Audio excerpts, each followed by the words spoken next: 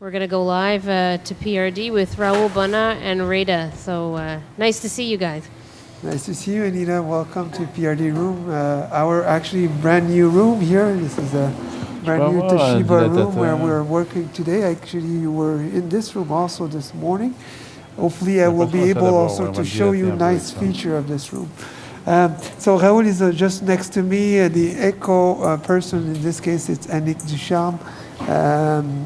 Jenny is just the nurse beside me. We are an entire crew. I will not be able to name everyone, but they know that we are working all together as a team. So today we are going to present a mitral case because it's a mitral session. Next slide, please. I think I have the slide. Yeah. Changer here.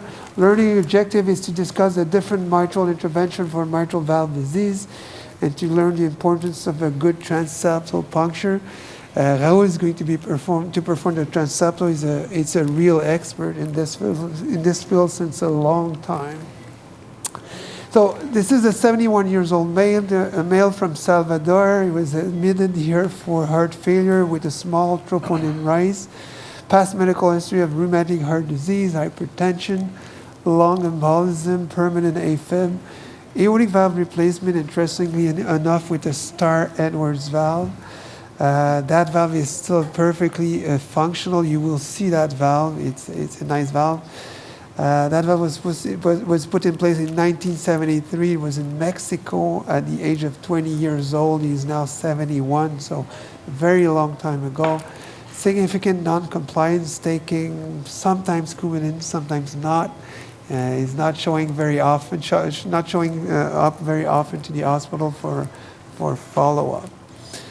This is his ECG, so permanent AFib, complete right bundle branch block at baseline. This is a chest X-ray admission, so significant right pleural effusion. You see very well the Star Edwards valve. This is the most recent chest X-ray after diuresis, meaning that we are doing a good job so far to remove the volume overload. Transthoracic echo, will not detail that too much because Annick will show you a nice image on echo, but functional mechanical aortic valve. Because today we are in general anesthesia, it will be a bit different, but mean gradient at least awake was 17 millimeter, at least moderate MS, right? The mitral valve area 1.1 centimeter square, mean of 9. Mild TR on transthoracic echo. Also on TE, you will see, but we feel that we underappreciate this tricuspid rigors for different reasons, including clinical exam. Moderate pulmonary hypertension, RV pressure around 45. This is pretty much what we had today. Severe LV dysfunction, ejection fraction around 30%, and significant dilation of the ascending aorta reported to be at 52 millimeter. This is something that we can come in the consideration when we are going to discuss what to do in this case. Transesophageal echo confirmed the mitral stenosis with a mean gradient of 7 and a good BVR score to consider mitral valvuloplasty. Moderate MR, no more, and no thrombus in the left atrial appendage. But although we need to say that we see a lot of smoke in this, and almost a thrombus today on TE. Cardiac cath was performed by Anita 2 days ago. Borderline cardiac output, moderate pulmonary hypertension, again severe LV dysfunction, but most importantly normal coronary arteries, meaning that it's not as ischemic cardiomyopathy that we're facing here. So treatment option numerous. Mitral valvuloplasty is one thing if you want to address only the problem of the mitral valve. Can we consider in this patient percutaneous mitral valve implantation? The aortogram. We can show maybe the aortogram before to discuss the treatment option, but in the LV-gram, can you show the angiogram first? Sorry. And this is it. Yeah, this is the angiogram that was performed by Anita. See, there's a significant LV dysfunction. You see well the Star Edwards valve. We should probably show the echo also first before to discuss the different options. You should have a feeling of this. The audiogram too. Okay, show the them audiogram next, yeah. next, good. Yeah, we have a dilatation of the aorta. Yeah, so a significant dilation of the aorta, ascending aorta. Slow flow, despite that was not captured with the hemodynamic data. Nick, can you show me? Can you show what to us maybe the echo? You don't have the mic, right? So this is the mitral valve that she's showing. You see all the typical rheumatic mitral stenosis. Can you put some flow in this, Annie? Some color, please. Maybe I'll ask Dr. Moss to jump in if he sees anything for the panel. See, there's no much MR. Un micro pour Anita, pour Annick. Un micro pour Annick. And can you show maybe the appendage to see the amount of smoke? Oh, see, this is a nice 3D image.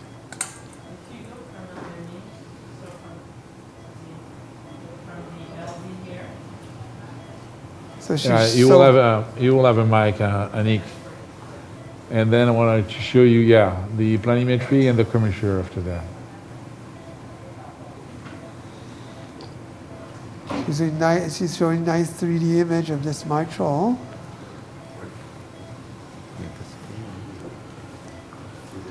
Can I ask what the diameter of the ascending aorta was?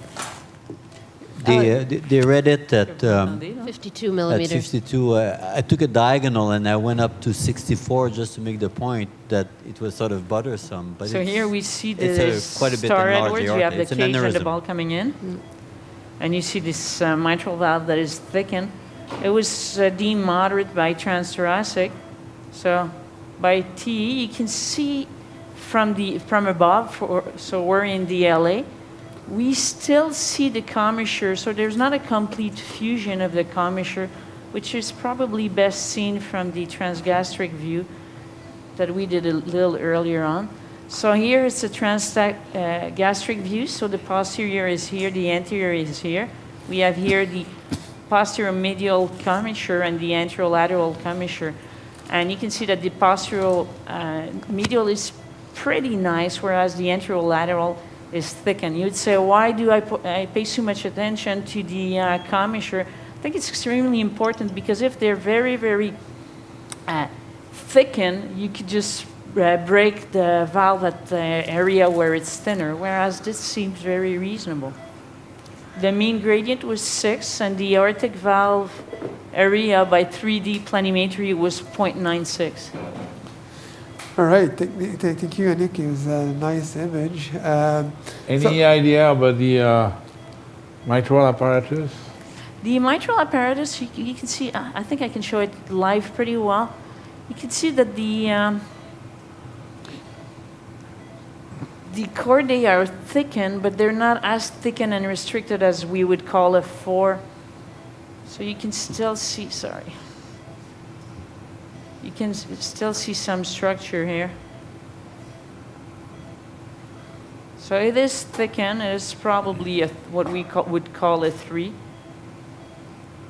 But it's not as retracted as we would expect in such a long-standing rheumatic fever. You can see, you still see a few cords that are they're all thickened, not all in the rheumatic process. And the MR is mild here, under general anesthesia. So, few options in this patient that we discussed. Should we just address the mitral valve? If yes, should we do a mitral valvuloplasty only, or should we consider even a mitral valve implantation in this native mitral valve? Should we consider a big surgery where we are going to address the mitral valve, but then the aortic valve, knowing that the valve is functional, but that you will operate it anyway? You will probably need, if you do the surgery, replace the ascending aorta and maybe fix the tricuspid valve also at the same time. So big surgery. We are open to comments. Of course, we have a plan, and we should probably start to work. but I'm happy to hear what you think. So that's great, Reda. Maybe we'll just talk to the panel. So given this man's history, so as we saw, he's has a Star Edwards. He's got an aneurysm, essentially, of the ascending aorta. His severe LV dysfunction that we can see. He's got TR. He's got MS. What does the panel think are the options for this patient? Well, as probably usually the case, first priority is to relieve symptoms, I think. Second priority is to improve prognosis if that's possible. I think there's some issues were mentioned about compliance in the presentation. I think if he has two new valves, an annuloplasty, and a major operation, I don't know where he's going to be followed up, if followed up. I'd be worried about that. So what I'm leaning towards is perhaps the more simplest intervention, maybe that will give symptom relief, maybe the best one and perhaps the only feasible one here. What about the surgeon? Who would be tempted to operate on him? Guy is 72. Looks good, no? The LV dysfunction is, no, it's 45% EF. We don't know why. He's got normal coronaries. Is it being alive for 25 years with a small Star Edwards prosthesis? He's not taking. And also the damage for the surgery from implanting the Star Edwards well. Or maybe the damage from the surgery. You're right, Raoul. It was sort of a surgery 40 done years in very ago, early you know, times. that, Yeah. yeah. Might not have been great myocardial protection. Yeah. Reda, this is Nico. Yes, Nico. How much of the patient symptoms do you think, this is of course the obvious question, but how much of the patient symptoms are actually related to this moderate to severe mitral stenosis? It's a good question. Because, Nico. you look at the valve and of course it's stenotic, it has, typical characteristics, but the opening doesn't look, that severe that, you're going to end up with a valve area that's going to, lead to an improvement in patient symptoms as, is this just a combined valvulopathy here with an enlarged aorta and, the tricuspid valve and so on, and the LV dysfunction? And, what are the risks here? You already have moderate MR. I think that was mentioned. And, you might create a bit more MR and make him actually even worse. Then, what are his options? Of course, then you think about surgery. But it's a difficult case. It's a difficult case, I agree. This is why we are presenting this case. What we can say that, first of all, the mitral regurgitation is not to be important. If you look at the LV, the ventriculography, again, that we have, can we pass the ventriculogram? Can we show the LV? The angiogram of the LV, the LV-gram? Okay. You see that is not so much regurgitant. We can show you the pressure now, and if you can show the pressure on the wall, you see these guys have mild pulmonary hypertension where you see that the almost 50, 55 of the pulmonary artery, where the diastolic is at 24, which is, you will see after, is the mean pressure. And we can show all the pressure on yellow after that. That is hypertension. Pulmonary hypertension is postcapillary. It's postcapillary hypertension, where the diastolic of the pulmonary arteries and the mean of the LA is the same. There are no gradient on that level. And if we look at the gradient that we have, Anita have picked, and showing the last picture now, where the mitral valve was measured at 1.1, 1.3, depending of exactly what we have. I think what we say that the LV is not so bad by itself. It's 15 millimeter of mercury, you see that. And we have some gradient on the mitral gradient. And also we have a post-capillary hypertension that's not so high, that we expect that doing something on the mitral may help these guys. The only thing is the mitral is not so severe that we'll see a big difference during the balloon valvuloplasty, because we'll pass by 1.2, 1.3 to 1.7, 1.6, And depending on the cardiac output, it will be difficult to exactly show you that. It will be more evident for tomorrow. But I think is on these kind of characteristic, I think is kind of logical to probably propose mitral dilatation. Any comment? No, I think this is a perfect scenario for a heart team discussion. First of all, That's when you like your eco colleague, but because we have 0.9. But I also think that this We is the have type of scenario where you may ask the patient what they want and offer them different options and speak to them about complete repair, where in Bentall and mitral valve replacement of the ascending aorta versus a limited option of balloon valvuloplasty, the two extremes. But I think it's very important in this scenario to ask the patient what their preferences are, in light of the magnitude of the No operation. severe commissural fusion. Because there's a lot of range of magnitude here that we can go. If we decide, no, we're going to take out the root, take out the ascending aorta, replace the valve, replace both valves, touch the tricuspid, or here just balloon the mitral valve.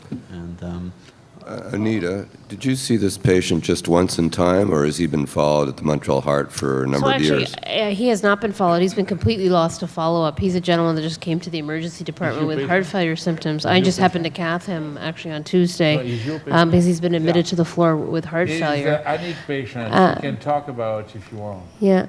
So Can you comment about the patient? Go ahead. Well, this patient came in heart failure, and he was not really keen to have another surgery. He had his INR checks once in a while, but since his physician retired 2 years ago, never had an INR check. So we were really reluctant to have MVR in this patient. And the star Edwards per se was working well. When we have a high gradient by transthoracic echo, it's just because of pressure recovery, because you've seen by the cath that the gradient for this valve was very decent. So we strongly believe that it was related to his MS that has progressed over time. maybe I'll just ask cardiopathy is probably secondary to rheumatic disease also. As you know, it's a carditis, so gonna give him medication and hope that he takes them. So thank you, Nick. I'm just probably going to ask the panel again, particularly the surgeons, to give us a sense of what they think the operative risk was if you were to correct everything here. What would this patient's operative risk be? Michel, do you want to start? What would you do and what would be the risk? I think the overall risk in this guy is about 10% overall, and if you do the full operation, I've not seen the patient. I don't know what's his frailty status, but the guy guys, has if you don't mind, we are going to start to work because we want to show you all the steps of this case. We're going to start with the transeptal. You can continue to speak. Can I have the echo live, please? Can we show the echo? So too late if we want to do the surgery, right? I guess so. It's starting now to be too late. Can you show the ends of Dr. Bonan? I think it's a very important step of structural procedure, transeptal. You see, while the echo, we have the bicable view, and Nick, you can comment, and you see the ends of Dr. Bonan. He's starting from the SVC. And No, wait. Raoul, you can comment on what you do also at the same time. It's very subluxar. Yeah, it's quite low on the septum. And you see the movement. You can do almost whatever you want. So do you want to comment on the position of the septum, Nick? Or it seems to be... It seems very well in the middle of the fossa ovalis. And you can see on the right panel, you have the aortic valve here. So you're almost mid, not too posterior. For me, it looks perfect. Good. Good denting here. It's denting. You see that what you have. And I'm not crossing. Especially quite strongly on the septum. And that's happened on that patient with, But what I do, I wait. Unless I will use... There's no RF at the tip of your catheter, Raoul, right? You're just pushing... Yeah, I'm just playing with that. Anita probably done the transeptal with the RF. I did not use the RF, and I took it. I did it much faster. Yeah. I I know. guess you're stronger. You are well educated. So how many people use the RF needle for transceptor? Are there a lot of you that are using it? No. I guess Raoul used to tell us that in order to do mitral valvuloplasty, we needed to try to aim for a low transeptal puncture. Is this still of interest in this case or not? Can you puncture it anywhere and it's going to be fine, or? Not low. I think you want to be not too low, actually, because you want to have some room to turn around in the atrium. So not too low. There's no specific spot, but we want to be at least mid or superior to do the mitral valvuloplasty. Here I feel that we are really in the middle of the septum. It was possible probably to go a bit higher, but certainly not more posterior, because it's always more at risk to, It's a very nice to go too case posterior. of tenting, that don't want to release. Look at that kind of tenting. So that kind of begs the question: if you recommend doing TEE for all mitral valvuloplasties, I don't know who would feel comfortable pushing that hard without a TEE, not really knowing what they're puncturing. Does everybody do valvuloplasty with TEE? We use ice. You use ice. Yeah.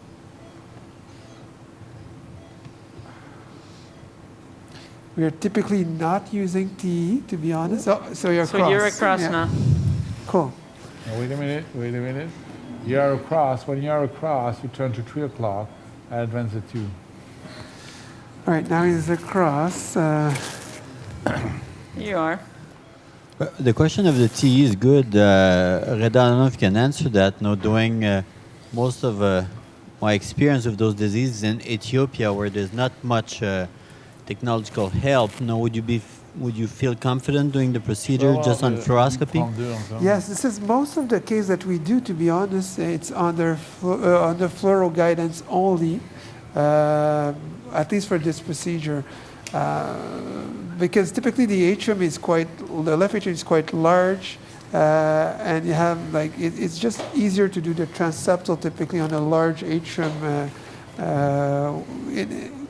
So typically for us it's no TE, but it's definitely safer under echo guidance, I think, especially for low volume operator.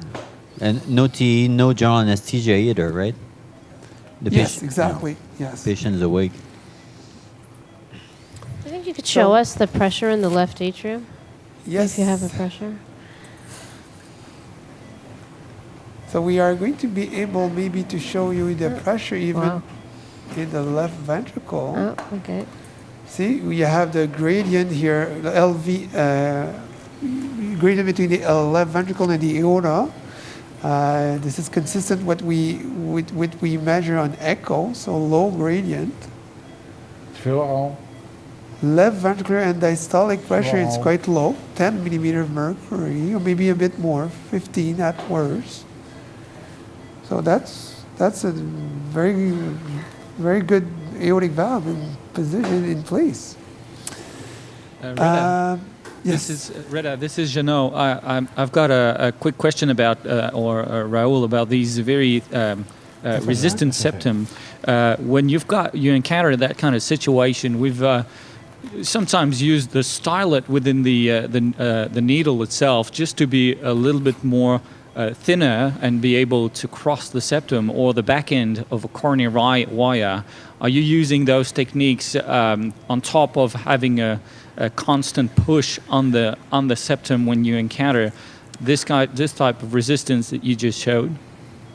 No, what I do is I wait and I let the heart beat against my needle and wait. It's just a question of time. It will pass, and don't force too much, because then you can be in trouble if you don't know exactly what to do. I try to mobilize as I show you the needle, but most of the time that I just wait and.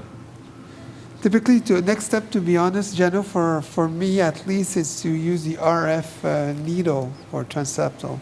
But there's many tools, as you mentioned, or many tip and tricks to do the transeptal, including the back end of the wire. There's also a specific guide wire designed for transeptal. Okay. On équilibre les pressions. That curve just after the cross the septum. Hein?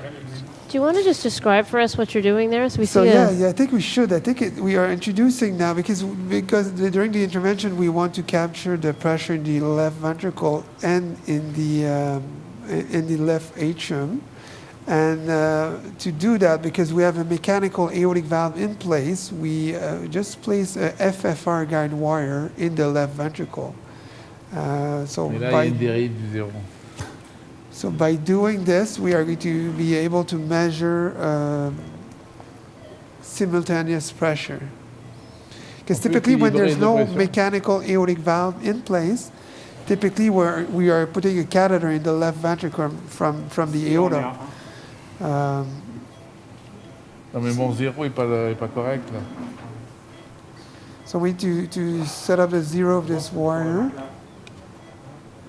We are trying this. I think I'm not sure that it's going to be successful, but I think if it works, it's going to be neat. On va prendre la pression de Ok. C'est celui-là bien? Ouais.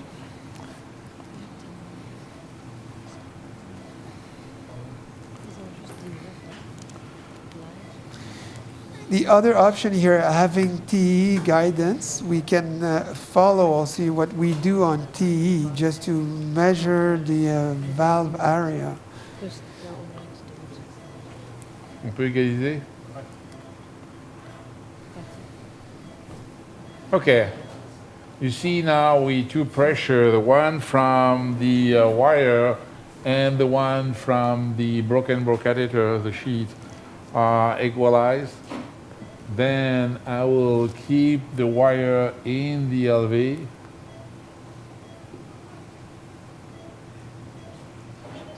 And now I will come with my Inouye in the mitral.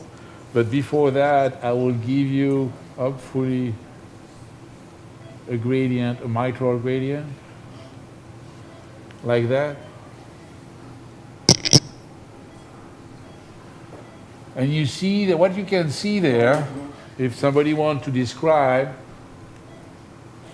the pressure curve, you have an X wave before you V waves, between the C wave and the V wave. That correlates the fact that we have not so much mitral regurgitation.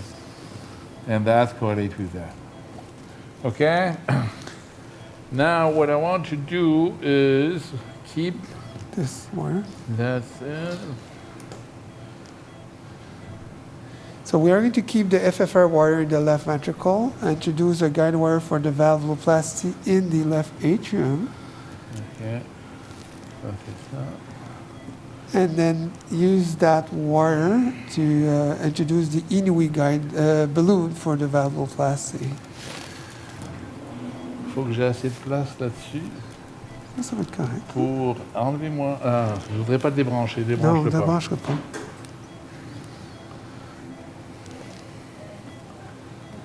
So this is a. Je peux voir un peu mieux. Inouye guide wire. It's a stainless steel guide wire with a nice curve on it to be atraumatic and to give a good support to bring eventually the balloon. Non, ça ne marchera pas ce qu'on fait là. Il va falloir débrancher, rebrancher. Non, tu vas Ah ouais. On n'a pas de choix. Espérons que ça marche bien, c'est tout. OK. Il faut tout enlever maintenant.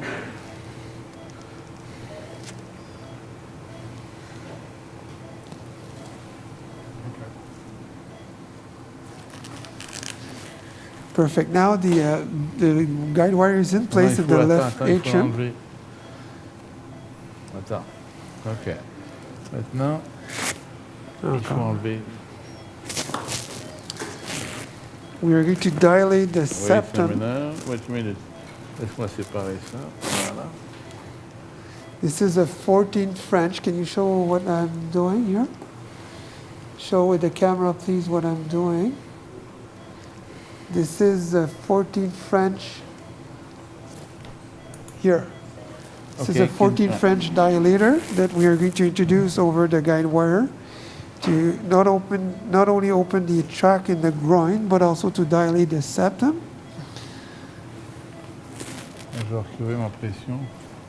So, Reda, I assume you gave heparin after the transeptal? We gave heparin, to be honest, because we were waiting for you We'll give it before the transeptal. Okay. Before live, there was a lot of... Sorry. Yeah, because of the Star Edwards valve, there was a lot of smoke also in the atrium. Ah, je vois ça. Je l'ai eu So à un moment donné, je l'ai plus. we lost the pressure in the left ventricle, unfortunately. We'll try to recapture that, the connection. Yeah, Yeah. it's back. Ok. Vous le placez là et vous le cachez. Yes. Thank you. All right. Now we need to dilate the septum. So while you're doing that, Reda and Raoul, can you comment on the sizing of the balloon that you're going to use?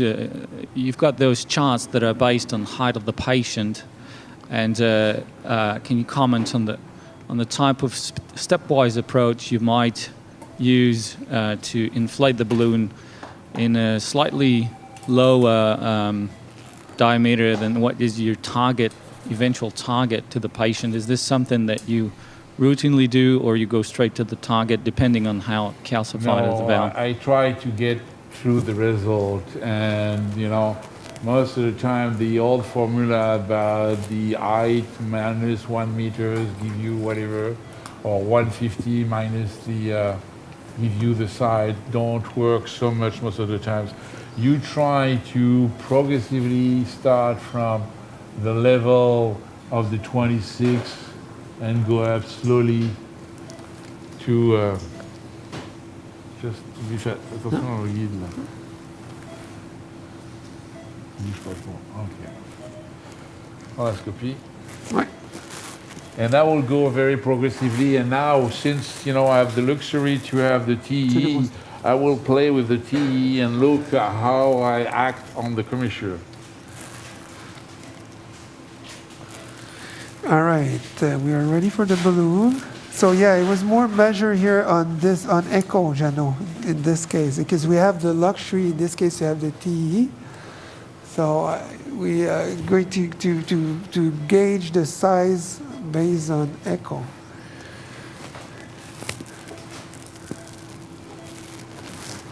So I'm introducing now the Inouï balloon. It's a 30 millimeter balloon, meaning that we can dilate from 26 to 30. There's some resistance in the groin. We can dilate maybe more the groin here. Donne-nous donne-nous le blanc. Sometimes we need to dilate the vein. It's a thin man. There's not a lot of tissue here, the groin, but... Do you need a surgeon in the room? Because there's a few of us here. Yeah. Maybe you can open that for us. I'll send you a resident, R1. Oh, yeah. So what I'm trying to do now is open well the track. I will retry the balloon after.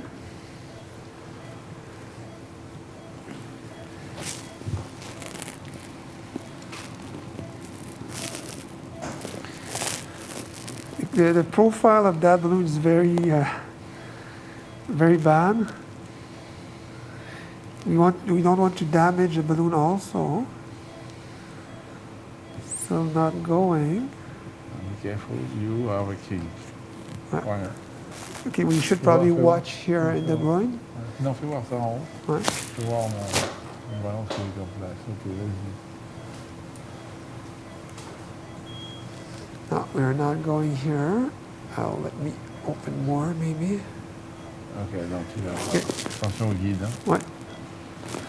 All right. Oh, juste avec ta pince sur la pince. T'en as une autre pince? Okay, let me try again. I open more the track with the hemostat. Do you ever use the sheath for these procedures? Or I ever... used a Yeah, sheet actually that's last week. What was a size six- sheath would it be to get that was balloon through? So the 16, big but- one, huh? But I use a 16, but we should use probably 18 French sheet to be Okay. honest, because to have more room. Can we do this actually? Maybe it's. Can we have un 14 dilatateur ou un 16 dilatateur? Puis trouvez-moi peut-être un sheet 18, un intro 18 qu'on pourrait mettre éventuellement. So 18 French is not a big deal, to be honest, especially if you compare what you do for mitral clip, for example. And at least it secure your access. See the nice performance of the Star Edwards, huh? 40 years in function, and look at that. Still beating. No, but look at the pressure. It's beautiful.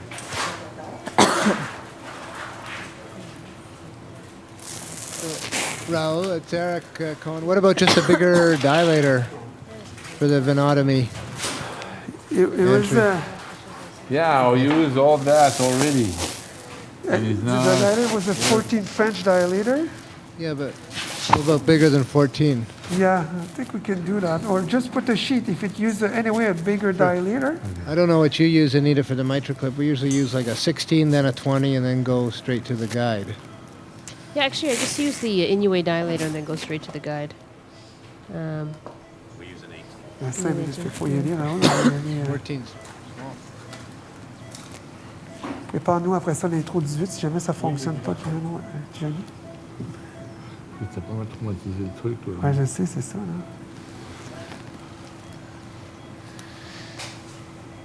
Okay, let's put the 18 French introducer. Let's put the 18. Attention, la guide, hein. Yeah, it's fine. I suspect that's going to be fine with this.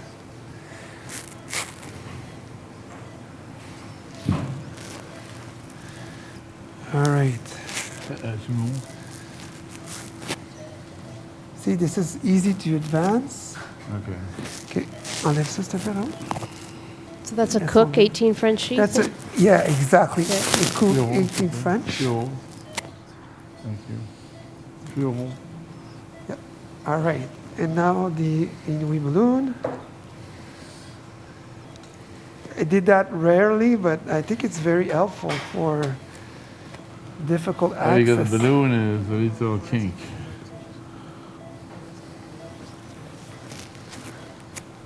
Now it's going very well. Tourne-le. Tu l'as traumatisé attentivement. Ouais, c'est correct. Je vais juste faire ça ici. For those on the panel who use those very large venous sheaths, have you Voilà. Maintenant, tu le fais. are you using some type of closing devices in the veins, or what's the Yeah. general approach for that? On va aller en 30 droite, At, Jenny. at St. Paul's, we just use a figure 8 stitch. We Fais don't, attention à we toi, don't bother Nick. with the ProGlide, just to save a little bit of money. That would just be for the skin, and it's just Faut le faire de 10 face, minutes of faut le pressure. tourner. OK, on va aller en de face. We did just use a figure 8 stitch, but we were a little keen to just play with the ProGlides more, so we usually do a ProGlide. It's a small amount of money compared to the total procedure. Yeah, so we use two Pro Glides as well. Okay. OK. Okay, So cool. we are going to start to dilate this valve. So we start, this Okay, is tu regardes, 26.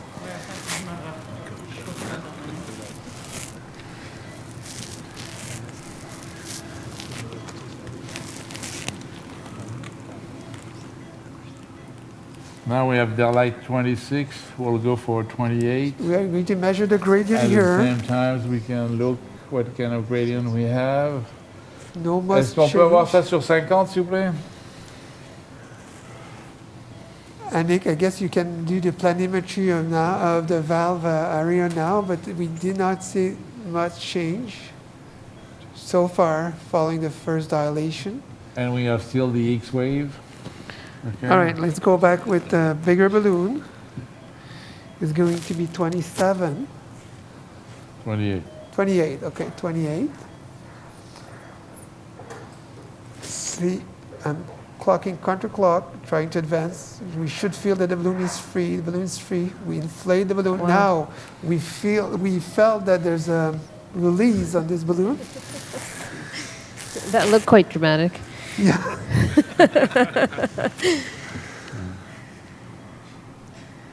And let's measure the gradient again. So Raoul is moving, but Do you think we could see some of the echo images? yeah. Nick, can we show some echo images of the maybe the? Can you do the planimetry? Or the commissure, whatever. Sometimes the real-time 3D is useful to see if you've opened a commissure in this setting, where 3D comes into its own. So I don't know if you heard that comment from Dr. Moss about the, I think you're doing it, the real-time 3D, so. Yeah. Est-ce que tu peux nous Perfect. faire un real-time 3D Yeah. pendant qu'on dilate? Okay. Okay, Parfait. let's do this for the next one, maybe. Pardon? Ça va. So, Nick, what do you think? And Nick, I have the impression that mitral valve is opening wider. No, is that what you were seeing? Yes, I think so. But Nick, do you agree with that? But I you mean- don't hear what she said. No, okay. Denis, But or then he has the impression that the valve is the valve area is bigger. Yeah, it is. It has It is? increased. Yeah. It has increased Yeah, because you can be significantly. I was just looking at the commissure. And because you can be fooled by the gradient, Denis. Because typically when the cardiac output increase. but you can see it opens much nicely. Yep. No, All that right. was a real feeling I had looking at the images. No, I've already have a schedule for tomorrow full, so Okay. So we are going to Non, non, be attends. bigger. Attends 2 secondes. Reviens en 3D, s'il te plaît, Annick. Yeah, let's do a dilation under 3D echo guidance. So we're going to have to leave you soon, but Yeah. you can Maybe just the show last us. one under echo. Okay. Attends, je vais juste tourner de moins une seconde pour que les gens se retrouvent anatomiquement. Yeah. Ok, tire dessus. Quand tu Yeah, veux. so excellent point. We're wondering about the MR afterwards. Oh. that's very nice. So you saw that well on Yeah. echo?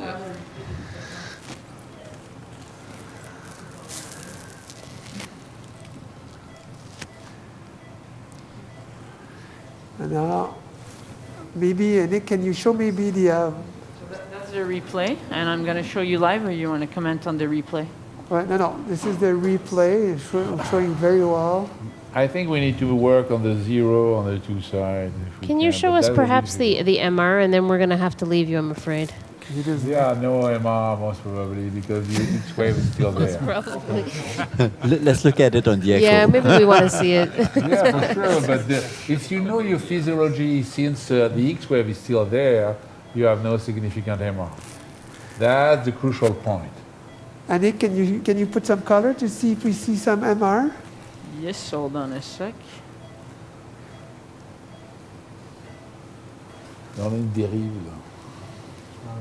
Mais tu pourras pas réussir à faire ça. That's une pression. Don't be Je vais fooled le by faire your après. catheter, eh? Je vais venir avec le cathéter sur le vide, puis je vais te le remettre entre les deux, puis on fera.